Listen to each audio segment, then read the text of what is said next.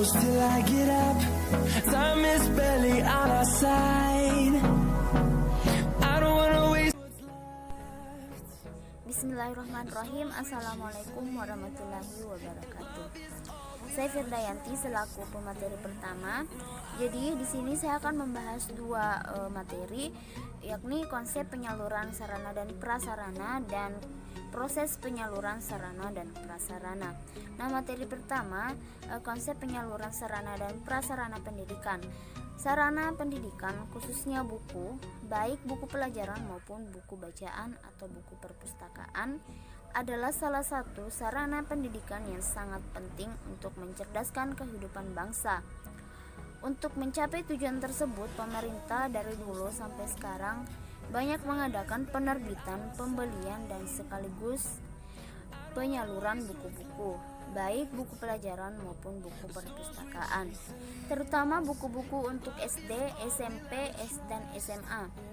Program pengadaan buku tersebut mencangkup kegiatan pengadaan naskah, pencetakan dan penyalurannya sampai ke sekolah-sekolah penggunaan buku tersebut.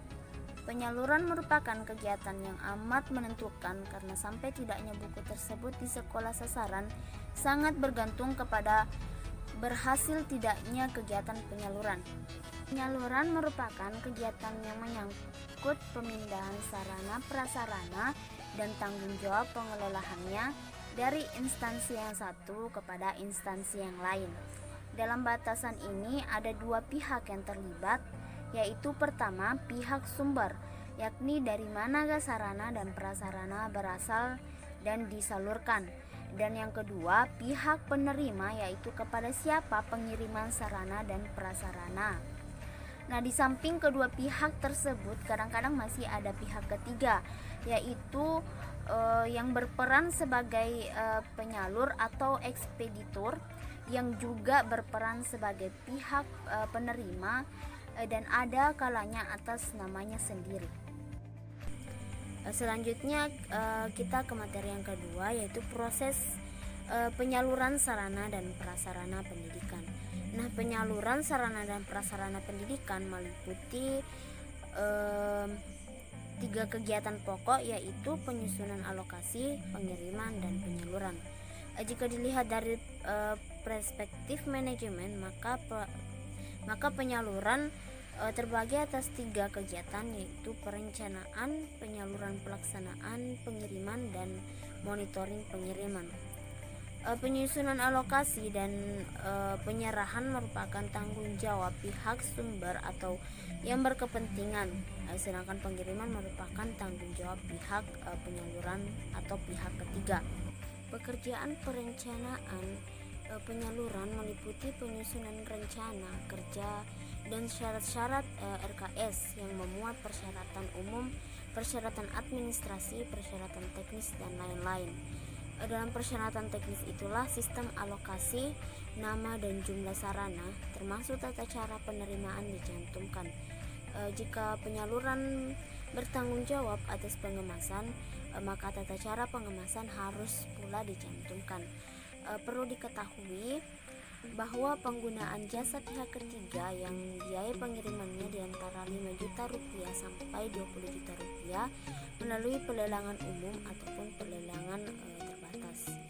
Pekerjaan pelaksanaan penyaluran atau pengiriman mulai dilakukan apabila pihak ketiga dilibatkan, misalnya setelah pemasangan pengumuman tentang akan adanya pelelangan atau setelah penunjukan. Pada tahap ini yang menjadi tanggung jawab pihak pertama adalah menemukan pelaksanaan penyaluran atau ekspeditur yang dapat bekerja dengan baik.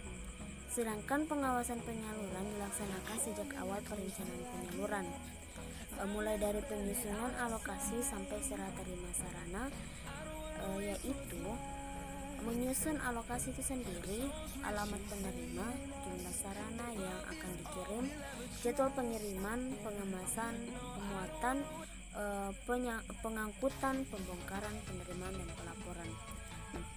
Untuk dapat melaksanakan pekerjaan itu dengan baik, para petugas harus memiliki pengetahuan yang cukup tentang penyaluran, baik konsep teori maupun praktiknya.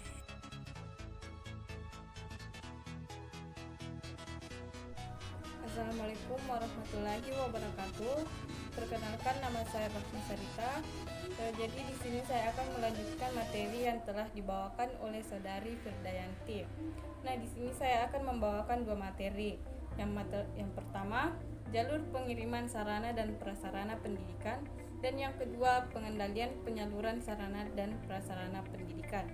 Nah, kita akan masuk ke materi yang pertama, yaitu jalur pengiriman sarana dan prasarana pendidikan. Di lingkungan Kementerian Pendidikan dan Kebudayaan terdapat banyak proyek pengadaan sarana dan prasarana, sekaligus penyalurannya seperti proyek pembinaan moral Pancasila, proyek buku terpadu, proyek pembinaan pendidikan dasar, dan lain sebagainya. Nah, sasaran penyebaran sarana dan prasarana tersebut adalah semua lembaga pendidikan negeri dan swasta di seluruh pelosok tanah air, baik yang terdapat di kota-kota maupun di wilayah pedesaan terpencil. Pada dasarnya ada dua jenis jalur pengiriman, yaitu pengiriman langsung dan tidak langsung. Nah, pengiriman langsung berarti sarana dari proyek langsung dikirim ke pemakai. Misalnya dari proyek langsung dikirim ke SD, SMP, dan SMA di seluruh pelosok tanah air. Sedangkan pengiriman tidak langsung adalah pengiriman sarana di mana sarana tersebut belum sampai ke sekolah atau pemakai mampir terlebih dahulu di beberapa terminal, misalnya mampir di kantor wilayah atau dinas pendidikan provinsi dan di Kandikbud kabupaten kota, dinas pendidikan kabupaten kota, dan sebagainya. Nah, satu hal yang juga biasa terjadi adalah bahwa jumlah sarana yang terdapat dalam kemasan tidak sesuai dengan jumlah yang pada dokumen. Biasanya jumlahnya kurang, keliru. Ini mungkin saja terjadi pada pengemasan pertama percetakan atau pengemasan oleh ekspeditur, atau waktu repacking di daerah yang kurang. Nah, selanjutnya kita masuk ke materi yang kedua, yaitu pengendalian penyaluran sarana dan prasarana pendidikan. Nah, untuk memperlancar pelaksanaan pengiriman sarana hasil proyek di lingkungan Kementerian Pendidikan dan Kebudayaan agar terciptanya koordinasi yang lebih baik, Menteri Pendidikan dan Kebudayaan dengan surat keputusan dengan tanggal 9 Januari 1985 telah membentuk tim pengendali pengiriman sarana tingkat pusat yang bertugas mengkoordinasi pengiriman sarana, monitor pelaksanaannya, mengatasi keterlambatan, kemacetan, dan hambatan lainnya, seperti menyiapkan tanggapan tentang pengiriman sarana dan menyiapkan saran-saran kepada pemimpin pemateri tentang penyempurnaan pengiriman sarana. Nah, data yang disampaikan proyek kepada tim pengendalian daerah meliputi data jenis sarana yang dikirim, jumlahnya, biaya pengiriman, alokasinya, waktu pengiriman, dan nama dan alamat lengkap ekspeditur pelaksanaan pengiriman sarana. Nah, proyek juga harus melaporkan perkembangan pelaksanaan pengiriman sarana berikut dengan alternatif pemecahan yang ditempuh dalam menanggulangi masalah dan hambatan yang timbul. Jadi sekian yang bisa saya sampaikan.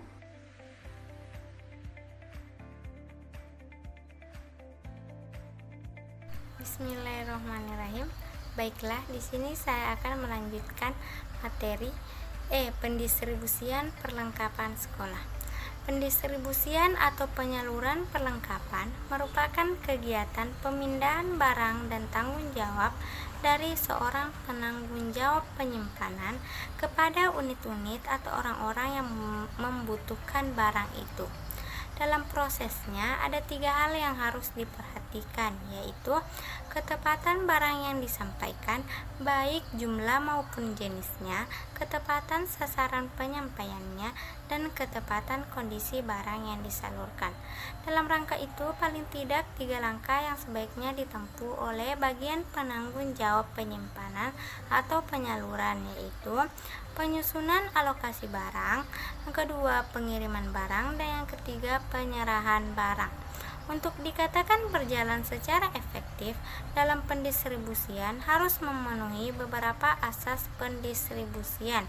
Adapun asas pendistribusian yang perlu diperhatikan yaitu asas ketepatan, asas kecepatan, asas keamanan, dan asas ekonomi.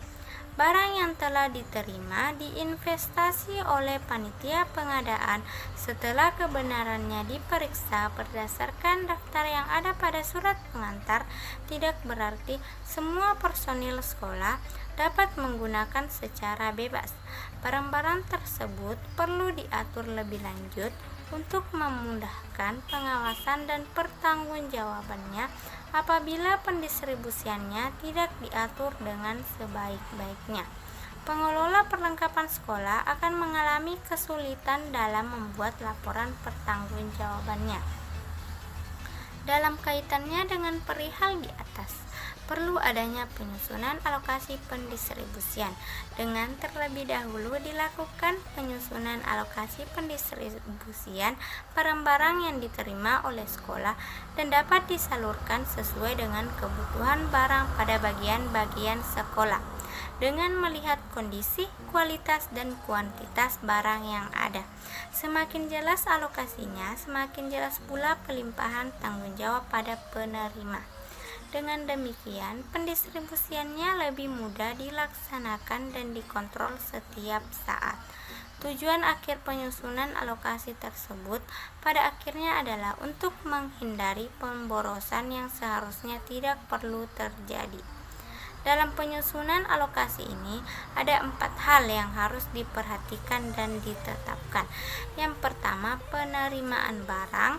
Yang kedua, jenis barang yang akan disalurkan. Yang ketiga, waktu penyaluran barang. Dan yang keempat, jumlah barang yang akan didistribusikan. Berdasarkan keseluruhan uraian tentang pendistribusian di atas, dapat ditegaskan bahwa pada dasarnya ada 2 sistem pendistribusian barang yang dapat ditempuh oleh pengelola perlengkapan sekolah, yaitu sistem langsung dan sistem tidak langsung.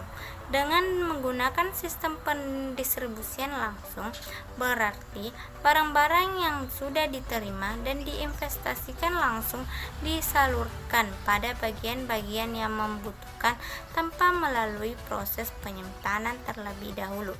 Sedangkan dengan menggunakan sistem pendistribusian yang tidak langsung, berarti barang-barang yang sudah diterima dan sudah diinvestasikan tidak secara langsung disalurkan, melainkan harus disimpan terlebih dahulu di gudang penyimpanan dengan teratur. Hal ini biasanya digunakan apabila barang-barang yang lalu ternyata masih tersisa. Sekian dari pemaparan kelompok kami, kurang lebihnya mohon dimaafkan. Wabillahi taufiq wal hidayah. Wassalamualaikum warahmatullahi wabarakatuh.